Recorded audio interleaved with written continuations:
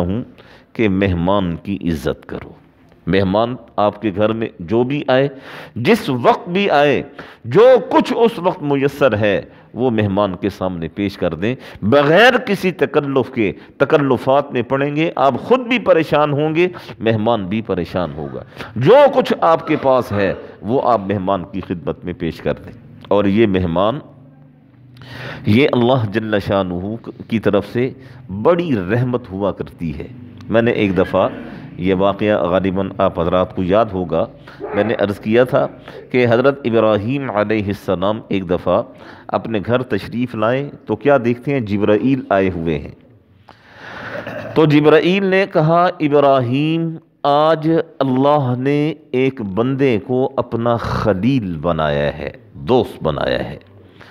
تو ابراہیم علیہ السلام بڑے حیران ہوئے کہ کس بندے کو خلیل بنایا گیا، کس بندے کو اللہ نے اپنا دوست بنایا۔ تو ابراہیم علیہ السلام نے جبرائیل سے فرمایا کہ مجھے اس آدمی کی نشاندہی کرو، وہ روئے زمین کے آخری کنارے پر بھی ہوگا، میں سر کے بل اس کے پاس جاؤں گا اور جا کر اس کی خدمت کروں گا اور باقی ساری زندگی اس کے قدموں میں گزار دوں گا، جس شخص کو اللہ نے اپنا خلیل بنایا ہے۔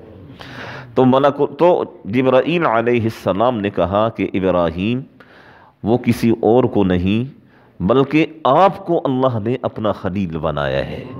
تو ابراہیم علیہ السلام فوراً سجدے میں گر پڑے، اور جب سجدے سے سر اٹھایا تو جبرائیل سے کہا کہ جبرائیل، یہ بھی بتا دو کہ میرے کس عمل کی وجہ سے اللہ نے مجھے اپنا خلیل بنایا ہے۔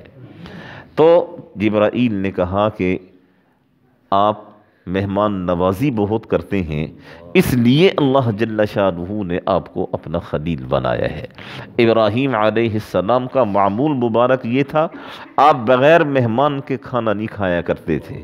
سورہ ذاریات میں ہے نا کہ وہ فرشتے انسانی صورت میں ابراہیم علیہ السلام کے پاس آئے، هل اتاک حدیث ضیف ابراہیم المکرمین، کہ کیا تمہیں معلوم نہیں ہے وہ ابراہیم علیہ السلام کے مہمانوں کا واقعہ، اذ دخلوا علیہ فقالوا سلاما، جب وہ ابراہیم کے پاس پہنچے اور انہوں نے سلام کیا، ابراہیم علیہ السلام نے سلام کا جواب دیا۔ پھر کیا کیا آپ نے، بعجل سمین، ایک موٹا تازہ جانور آپ نے فوراً ان کے لیے ذبح کیا اور ان کے لیے آپ نے کھانا بنایا۔